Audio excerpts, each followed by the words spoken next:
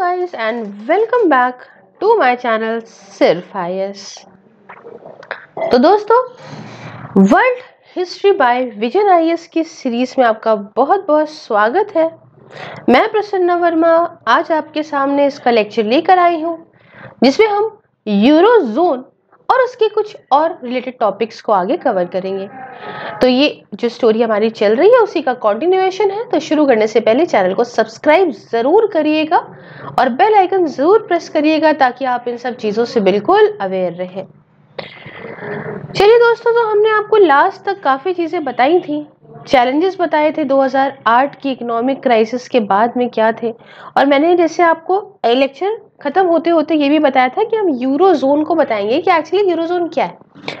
आप सभी ने इसको कई बार पढ़ा होगा, कई बार न्यूज में देखा होगा, काफी ज्यादा फेमिलियर होंगे इस कॉन्सेप्ट से। खासकर अभी जब ब्रेक्जिट की बात थी, ब्रिटेन का एग्जिट यूरोपियन यूनियन से, तब इसका बहुत ज्यादा जिक्र रहा था।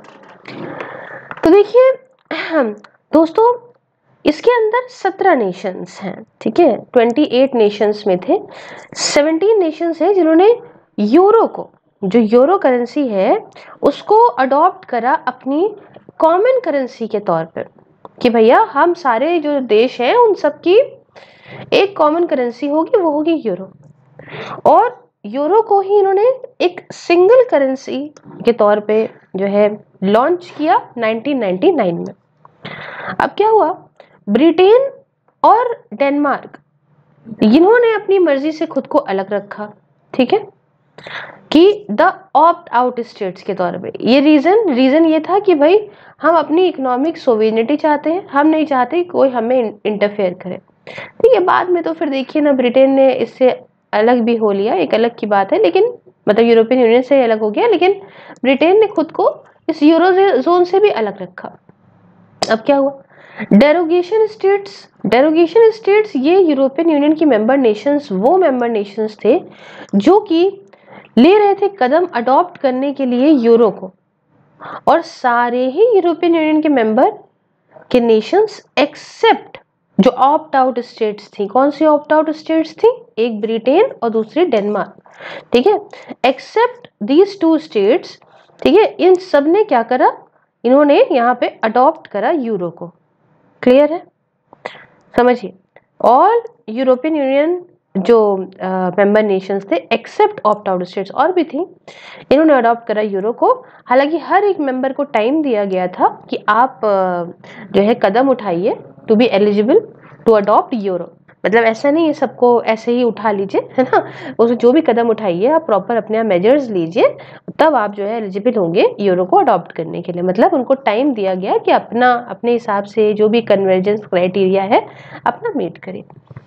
इसके अलावा मॉनेटरी पॉलिसी जो यूरोप की थी, यही एक वजह थी यूरोपियन सेंट्रल, मतलब और ये था कि euro is the sole prerogative of European central bank. इसका मतलब कि एक बार आप यूरो जोन को ज्वाइन कर लोगे तो कंट्रोल आपकी मॉनेटरी जो पॉलिसी का है ये पास कर जाएगा ECB को। तो यही चीज ये कहना चाहते थे ना कि भाई यूरोपियन सेंट्रल बैंक को हम दे देंगे सब कुछ, तभी तो ये ऑप्ट आउट स्टेट्स रही थी कि हम अपनी इकोनॉमिक सोवेरेनिटी चाहते हैं, किसी के अंदर नहीं रहना चाहते।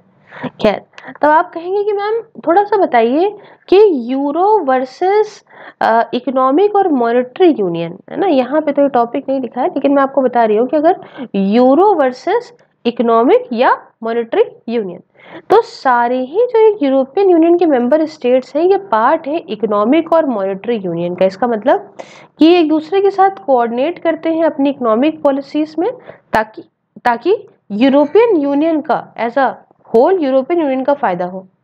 हालांकि सारी ही यूरोपियन यूनियन के जो मेंबर स्टेट्स हैं वो मतलब नहीं होते यूरो एरिया के अंदर, सिर्फ वही होते हैं जिन्होंने यूरो को अडॉप्ट करा है, ठीक है। यही मेंबर होंगे आपके यूरो एरिया के। तो नाम में कहने में लग रहा है, नाम में ही समझ जाएंगे। तो आप कहेंगे कि जो आपने मैम लास्ट हमें ये पॉइंट बताया था, ये कन्वर्जेंस क्राइटेरिया वाला, तो ये क्या कन्वर्जेंस क्राइटेरिया होगा ज्वाइन करने के लिए यूरोजोन को? आइए थोड़ा सा समझा दो। देखिए काफी बड़े लेवल पे कुछ इंडिकेटर, देखिए माइक्रो और मैक्रो दो तरह के इंडिकेटर्स होते हैं। माइक्रो मतलब एक सिंगल यूनिट के तौर पे, जैसे फर्म हो गया, इंडिविजुअल हो गया, और मैक्रो का मतलब होता है एक एज अ होल, जैसे बहुत सारी फर्म्स हो गई, सारी फर्म्स हो गई या सारे इंडिविजुअल्स हो गए, तो मैक्रो लेवल पे। तो ऐसे ही यहाँ पे कुछ मैक्रो इकोनॉमिक इंडिकेटर्स हैं जो मेजर करते हैं, जैसे कि पहली चीज प्राइस की स्टेबिलिटी, ताकि ये दिखाए कि इन्फ्लेशन कंट्रोल में है। इन्फ्लेशन तो हार्मफुल होता है ना, कंट्रोल में है। दूसरा, एक सही सरकार की फाइनेंसेस एकदम साउंड हो, है ना, हालांकि सरकार बहुत ज्यादा कर्जा न लेके बैठी हो, बहुत ज्यादा देश पे कर्जा ना हो, समझे, आमदनी अठन्नी खर्चा रुपया ना हो, मतलब हाई फिस्कल डेफिसिट ना हो, एक्सचेंज रेट में स्टेबिलिटी हो, समझे, उसके अलावा लॉन्ग टर्म इंटरेस्ट रेट हो। तो हर चीज लंबे वक्त तक देखी जाती है। तो ये सारे कुछ ये देख सकते हैं आप, convergence criteria to join the eurozone, ये सब आपको यहाँ पे दिख जाएगा। क्लियर। अब आई बात नेक्स्ट टॉपिक की, जो कि आता है शेंजन ग्रुप। क्लियर। देखिए ये जगह कहाँ पे है, ये जो आपकी शेंजन जगह है ये है लग्जमबर्ग में। इसमें आपके ये ग्रुप है 26 यूरोपियन कंट्रीज का, जिन्होंने अबॉलिश कर रखा है, खत्म कर रखा है पासपोर्ट को और इमिग्रेशन कंट्रोल को एट देयर कॉमन बॉर्डर्स। मतलब कोई भी फुदक के दूसरी कंट्री में टू ही बिना किसी पासपोर्ट के, बिना किसी और चीज के आराम से जा सकता है। ठीक है, मतलब ये सारी कंट्रीज एक समझ लो सिंगल कंट्री की तरह ही काम करती हैं फॉर इंटरनेशनल ट्रैवल पर्पस। इनका एक कॉमन वीजा पॉलिसी चलती है, इसको समझे। ये बाहर वाला कोई आएगा तो उसके लिए अलग कंट्री है, लेकिन आपस में इन कंट्रीज के लिए सब चले जाओ। वही वाली बात है कि जैसे कि मानो कि ये बड़ा सा खानदान है, ये बुआ रह रही है, मौसी, भतीजी, चाची और बड़े पापा, छोटे पापा, ये सारी तो दुनिया भर की चीजें रह रहे हैं, और ये है आप, और आप टू ही सबके घरों में चले जा रहे हैं। लेकिन कोई बाहर का आएगा तो आपके यहाँ अलग जाएगा, इनके यहाँ अलग, इनके यहाँ अलग, इनके यहाँ अलग, समझ रहे हो ना, ये वाली बात है। तो ये है ये शेंजन ग्रुप, आप समझे होंगे। ये जो काम करता है ना सिंगल कंट्री के तौर पे करता है, मैंने आपको बताया। अब क्या है कि ये जो 26 की बात की, जो 26 है ना, 26 में से 22 जो है ये तो यूरोपियन यूनियन की मेंबर स्टेट्स हैं, और बाकी जो 4 बची वो EFTA के मेंबर्स हैं। इसके बारे में मैंने आपको इस बॉडी के बारे में लास्ट लेक्चर में बताया है। अब क्या है और समझिए, बुल्गारिया, आपका सिप्रस और रोमानिया, ये सारे यूरोपियन यूनियन के मेंबर्स हैं। ये will join once they meet the criteria, ये भी ज्वाइन कर लेंगे एक बार ये क्राइटेरिया को मीट कर जाए। अच्छा आगे आते हैं। तो रीसेंट प्रॉब्लम ये है कि अरब स्प्रिंग के बाद बहुत सारे इलीगल इमिग्रेंट्स, है ना, अलग अलग जगह से, कन्फ्लिक्ट वाले एरिया से इन्होंने क्रॉस किया over to France and Italy और फिर दूसरी स्टेट्स में। तो ये प्रॉब्लम्स तो ऑब्वियस सी बात है आती ही रहती है। जैसे मानो कि मैंने बताया ना कि चाचा भतीजी ये वो, अब आप क्या सपोज करिए कि कोई आया रखा है, अब आपने कहा मेरे ही दोस्त है, आप लेके उसको चले गए, उसके पास बम है, सबके घरों में चला गया तो ये सारी चीजें हैं तो दिक्कत देती हैं। देखिए रीसेंट प्रॉब्लम में मैंने यहाँ लिख दिया आपकी बिल्कुल सहूलियत के लिए।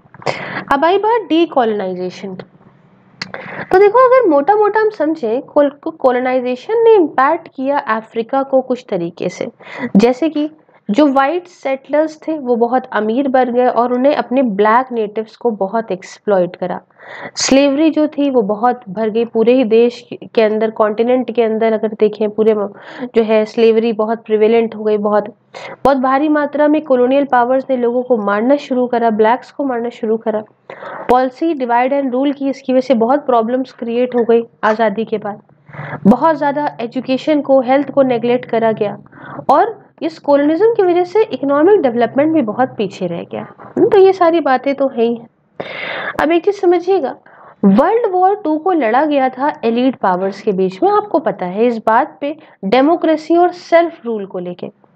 बट कॉलोनियल पावर्स ने कोशिश करी कि वो इतना जितना हो सके उतना जो है वो रूल करे, है ना, पॉसिबल जितना हो सके उतना करे। आपने इंडिया के केस में देखा ही, तो मतलब यहाँ पे देख रहे हो ना हिपोक्रेसी भी क्या सीमा होती है। तो जब जो है ये सारी वेव जो बदलाव की, चेंज की जो वेव थी, जो लहर चल रही थी, जब ये अफ्रीका को हिट करी तो वहां पे कॉलोनियल पावर्स ने दूर नहीं रखा डीकोलोनाइजेशन प्रोसेस, और बहुत सारी अफ्रीकन कॉलोनीज आजाद हुई। ठीक है ना, उनका खुद का पार्लियामेंट्री डेमोक्रेसी आई उन सब कंट्रीज के यहाँ। तो अब कॉलोनियल पावर्स जो कि 1945 में रही, अगर मैं तब के बारे में बताऊं तो ब्रिटेन के पास बहुत बड़ा, कहते हैं ना कि ब्रिटेन में कभी मतलब यूके का कभी भी जो है वो सनसेट नहीं होता था।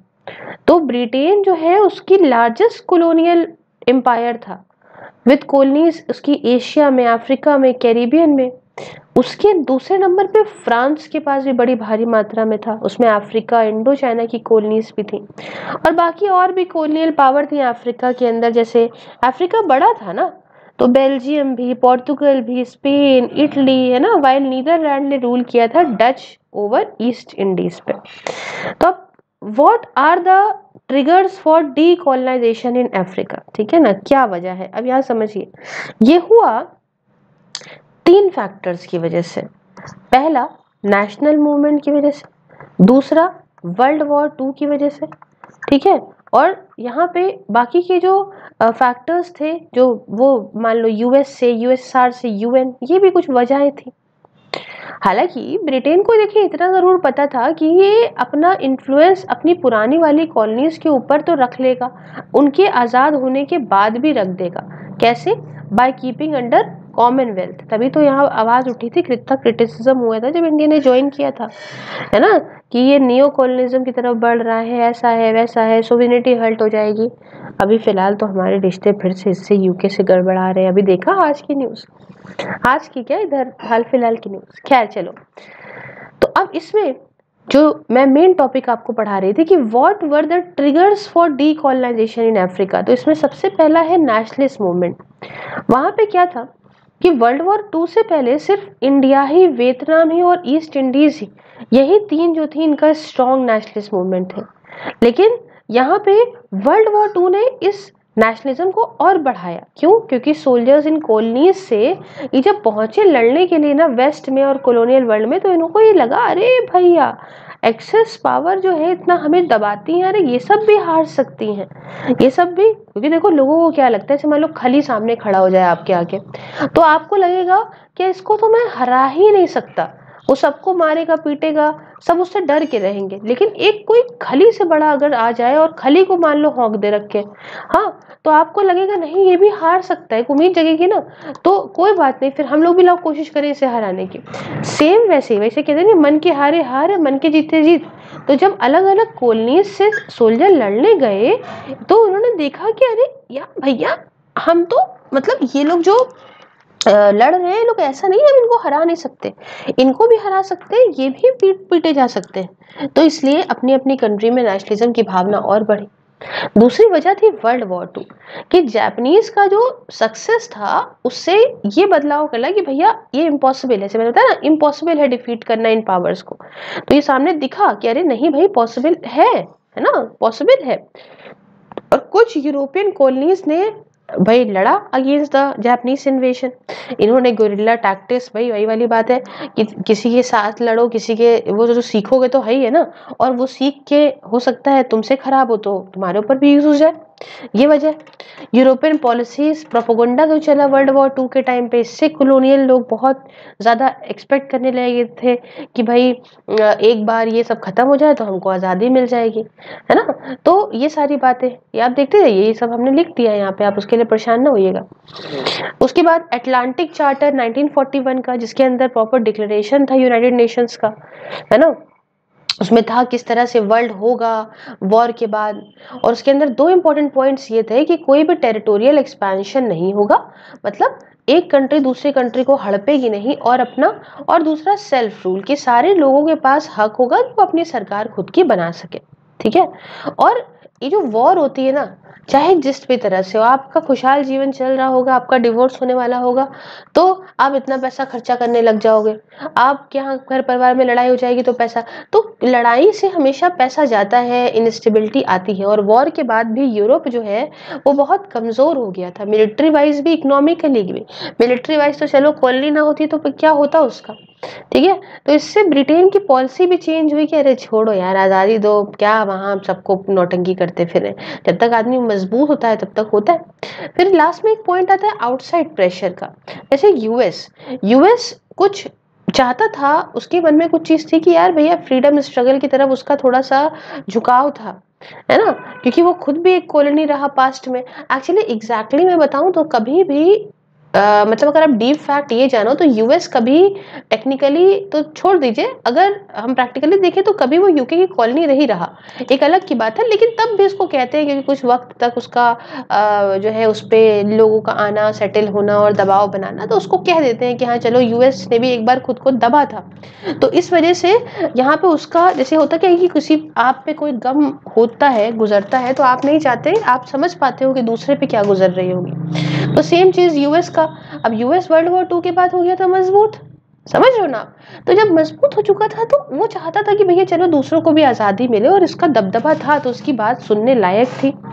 यूएस ने चर्चिल को अपोज करा जब इन्होंने ये कहा कि भाई सेल्फ गवर्नमेंट के लिए आर्ग्यू करा अटलांटिक चार्टर में कि ये सिर्फ सेल्फ गवर्नमेंट यूरोपियन लोगों के लिए रहेगी, है ना। यूएस ने अडॉप्ट करा इस बात को बिकॉज ये चाहता था कि ये रोक सके जो कम्युनिज्म फैलना कॉलोनीज में एज यूएसएसआर, क्योंकि यूएसएसआर सपोर्ट करता था फ्रीडम स्ट्रगल को कॉलोनीज के अंदर। तो ये कुछ बात है। साथ में यूएस चाहता था कि भाई एक्सपोर्ट मार्केट भी पानी है नए नए नेशंस की, जहां पे यूएस इंटर करता जब यूरोप वहां से निकलता। तो ये वाली बात है। और यूएन और यूएसआर तो लगातार क्रिटिसाइज करते थे इस इंपीरियलिज्म को। कम्युनिस्ट की फिलॉसफी हमेशा से ही कहती थी इंपीरियलिज्म गलत है, कोलिज्म गलत है, और यूएसएसआर इसको ज्यादातर नेचुरल है ये करना ऐसा। तो अब ये वाली बातें हमेशा से आप समझ रहे हो। अभी आगे बढ़ते हैं। अच्छा, ब्रिटिश ना बहुत ज्यादा जो है उसने, अगर एक मैप है अगर यहाँ पे मैंने लगाया होगा तो आपको जरूर दिखाती कि कितना ब्रिटिश ने कॉलोनाइज कर लिया था अफ्रीका को। बहरहाल रीजंस क्या थे, रीजंस क्या थे कि ब्रिटिश एम्पायर ने अफ्रीका को छोड़ा, डीकॉलोनाइज करा। तो सबसे पहली बात तो अगर हम एजुकेशन की ले लें, ब्रिटिश अफ्रीका में यहाँ पे धीमे धीमे बट हाँ एजुकेशन अब और अंदर तक जाने लगी थी as compare to other European colonies in Africa.